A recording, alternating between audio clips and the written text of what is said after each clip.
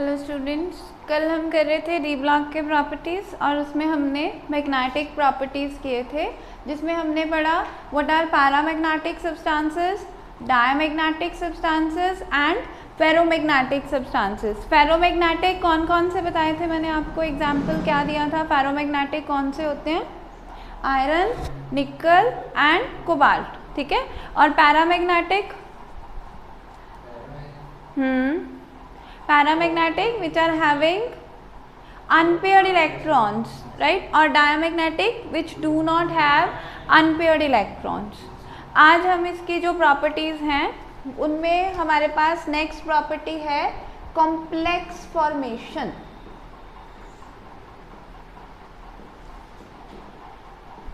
देखो, हम दो तरह के कंपाउंड्स पढ़ते हैं। एक होते हैं हमारे पास आयनिक कंपाउंड्स, ठीक है, और एक होते हैं हमारे पास कोऑर्डिनेशन कंपाउंड्स, और इनको कोऑर्डिनेशन कॉम्प्लेक्सेस भी बोलते हैं। इसमें क्या होता है, क्योंकि हमें पता है कि डी ब्लॉक के जो मेटल्स हैं उनके पास वेकेंट डी ऑर्बिटल्स अवेलेबल हैं, ठीक है। और दूसरी तरफ हमारे पास कुछ डोनर एटम्स होते हैं या डोनर स्पीशीज होते हैं जिनके पास इलेक्ट्रॉन पेयर होता है जो कि वो डोनेट कर सकते हैं। इन डोनर स्पीशीज को हम कहते हैं लाइगेंड्स, ठीक है। तो जो कोऑर्डिनेशन कंपाउंड्स हैं ये क्या करते हैं, मेटल का डी ऑर्बिटल लाइगेंड से इलेक्ट्रॉन ले लेता है। जो वेकेंट डी ऑर्बिटल होगा वो लाइगेंड से इलेक्ट्रॉन एक्सेप्ट कर लेता है, और इस बॉन्ड को हम कहते हैं ligand to metal bond formation.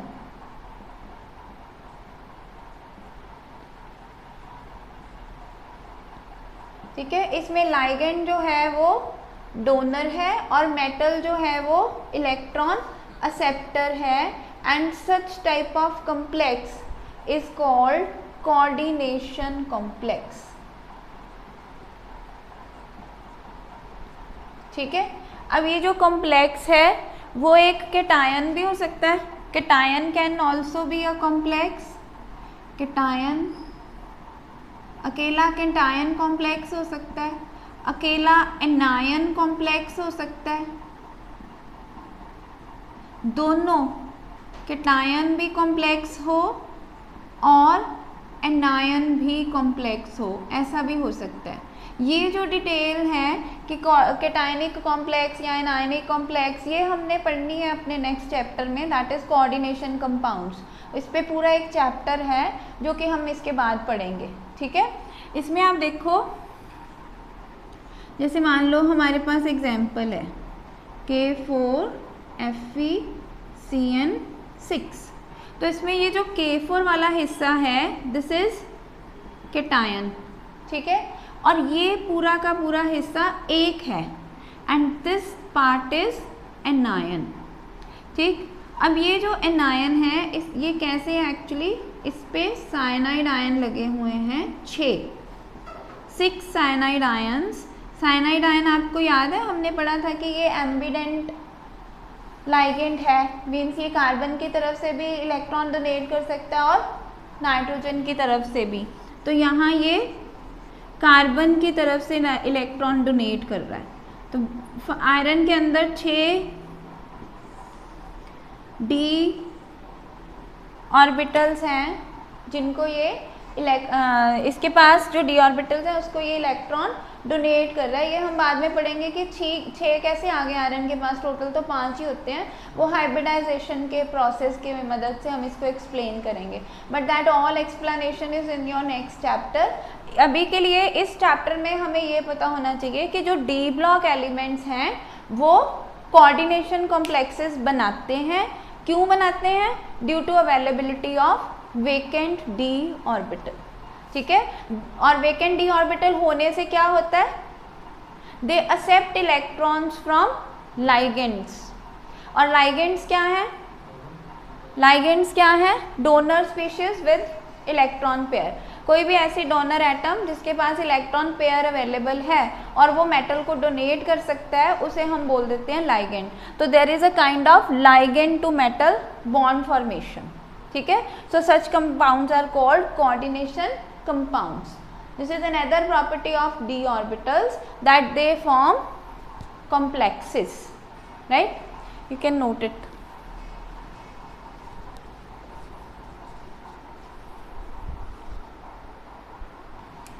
Next property we have is formation of interstitial compounds.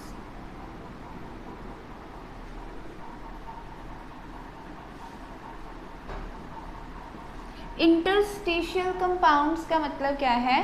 देखो हमने पढ़ा था कि जितने भी डी ब्लॉक एलिमेंट्स हैं they are metals and they are solid by nature, ठीक है। सॉलिड होती हैं तो उनके जो सॉलिड जितने भी सॉलिड्स होते हैं ना उनकी एक पर्टिकुलर स्ट्रक्चर होती है।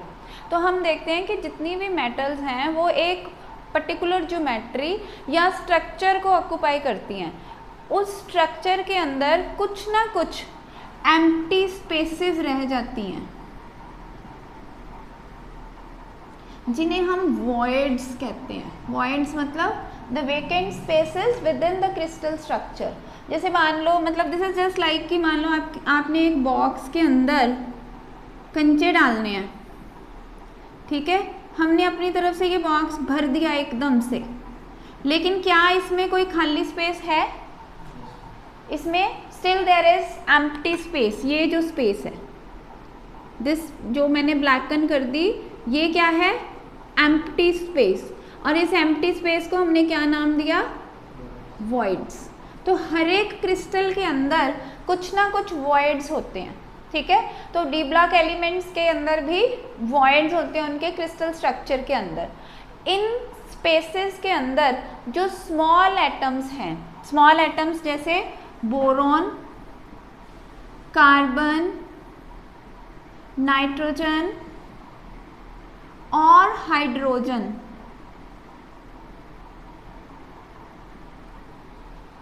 जाके बैठ जाते हैं। They make sort of interaction with them, a kind of bond with them, ठीक है। Then the compound formed is called interstitial compound.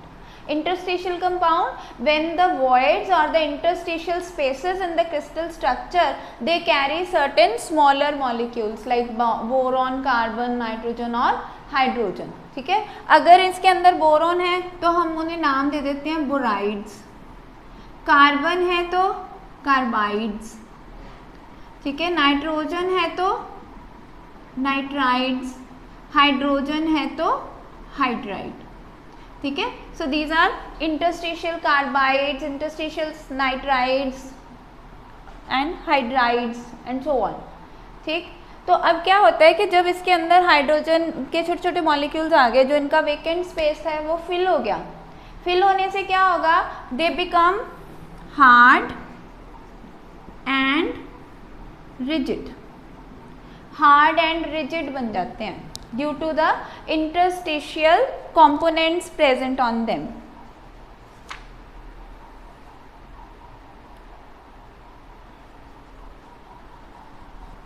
Interstitial compounds की जो हैं फिजिकल प्रॉपर्टीज वो चेंज हो जाएंगी,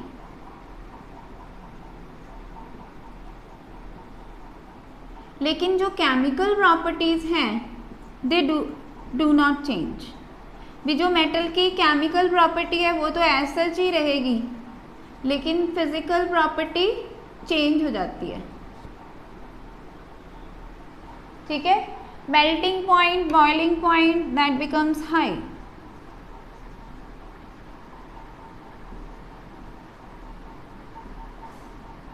मेल्टिंग और बॉइलिंग पॉइंट इंक्रीज कर जाता है।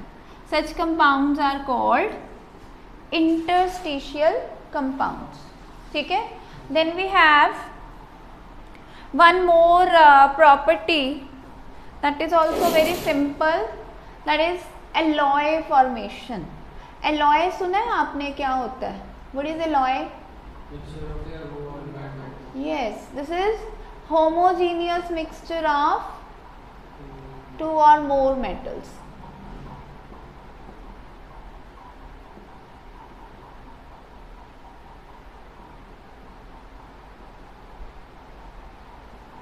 That is called alloy. ठीक है, alloys जो होते हैं they can be, हम 2 या 3 ट्रांजिशन मेटल्स हैं उनको इकट्ठे फ्यूज़ कर दें, फ्यूज़ करने के बाद एक नया कंपाउंड, एक नई मेटल बनी, that would be called alloy. ठीक है, अब ये ट्रांजिशन मेटल भी हो सकते हैं, मतलब ट्रांजिशन मेटल के साथ मिलके एलॉय बना सकता है, और transition metal non transition metal के साथ एलॉय बना सकता है. नॉन ट्रांजिशन मतलब क्या हो गया, पी ब्लॉक के कोई मेटल के साथ डी ब्लॉक का मेटल मिक्स होके कोई एलॉय बना दे. जैसे हम पढ़ते हैं ना ब्रास, ब्रॉन्ज, ये सारे क्या हैं, एलॉय हैं. कोई और एलॉय का नाम आपको पता है? स्टील, यस, स्टेनलेस स्टील, और कोई गन मेटल सुना है? They all are alloys, right? This is another property, that is alloy formation. Iron law या steel law, दोनों के बीच में क्या difference है? They have better qualities. Alloys are always having better quality as compared to their parent metal atom. They are corrosion proof, means उनको कोई rusting नहीं होती, कोई corrosion नहीं होता एलॉयज़ को. ठीक है, जैसे हमने देखा आयरन तो करोड हो जाता है, लेकिन स्टील कभी करोड नहीं होती. They have better qualities. Alloy formation का ये फायदा है, right. And the last property we have is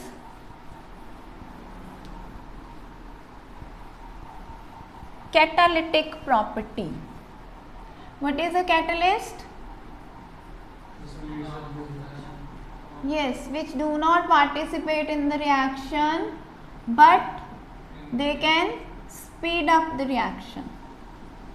ये reaction को speed up करते हैं. तो बहुत सारे D block elements हैं which act as catalyst. Catalyst कैसे काम करता है मालूम? जैसे अगर हम बात करें ना हाइड्रोजिनेशन की, हाइड्रोजिनेशन में क्या करते हैं, देखो जो हाइड्रोजन है वो गैस है, hydrogen is in gaseous state, तो उसको रिएक्शन मिक्सचर के अंदर डालना बहुत मुश्किल है. तो करते क्या है, हाइड्रोजन को मेटल के सरफेस के ऊपर एब्जॉर्ब करा लेते हैं और उसे अंदर डाल देते हैं रिएक्शन मिक्सचर के. जब प्रेशर, जैसे हमने एब्जॉर्प्शन में पढ़ा था, जब टेम्परेचर हाई होगा, गैस जो है वो मेटल सरफेस से अलग होकर रिएक्शन मिक्सचर में चली जाएगी और मेटल एज सच पड़ी रह जाएगी. ठीक है, तो वो क्यों होता है? That is because of interstitial sites on the surface of metal. जैसे आप देखो, मान लो ये हमारा मेटल सरफेस है, ठीक है, तो हाइड्रोजन यहाँ पे आके बॉन्ड बना लिया इसने. ये हम पढ़ चुके हैं that this can be physical absorption और chemical absorption, that all detail we have already done. How does this work? तो जैसे ये रिएक्शन मिक्सचर में जाएगा, ये बॉन्ड टूट जाएगा, ठीक है, जो मेटल के साथ बना हुआ है. Hydrogen will go to the reaction mixture, metal will be remain as such. तो मेटल को कुछ नहीं होना, मेटल एक्ट एज कैटलिस्ट. बहुत सारे इंडस्ट्रियल प्रोसेसेस हैं जहाँ पे डी ब्लॉक एलिमेंट्स की इम्पोर्टेंस बहुत ज़्यादा है, because they are acting as catalyst और they are acting as promoters. जो कैटलिस्ट को प्रमोट करें, they may act as catalyst और द कैटालिटिक प्रोमोटर्स. ठीक है, one of the very good example is of platinum, जो है यूज होता है in manufacturing sulphuric acid. Sulphuric acid का जो मैन्युफैक्चरिंग का प्रोसेस है ना, उसे बोलते हैं कॉन्टैक्ट प्रोसेस। कॉन्टैक्ट प्रोसेस में प्लैटिनम जो है वो कैटलिस्ट का काम करता है, ठीक है।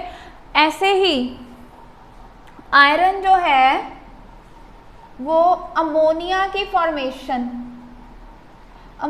फॉर्मेशन होती है हेबर्स प्रोसेस। हेबर्स प्रोसेस में एज अ कैटलिस्ट एक्ट करता है। द सेम वी हैव निकल। निकल तो हमें पता ही है, वी यूज इन हाइड्रोजिनेशन, ठीक है, that again acts as catalyst. One of other is V2O5, vanadium pentoxide, used for oxidation of, is it visible? Oxidation of sulphur dioxide to sulphur trioxide. जब sulphur dioxide को contact process में, sulphuric acid formation में सबसे पहले process ही ये होता है that sulphur dioxide is converted to sulphur trioxide by oxidation. तो that oxidation is done with the help of catalyst V2O5. So these are the catalytic properties of D block elements, and with this their physical properties are over. इसके बाद हमारे पास जो आएगा वो आएगा potassium dichromate की study और potassium permanganate की study, that will start in the new lecture.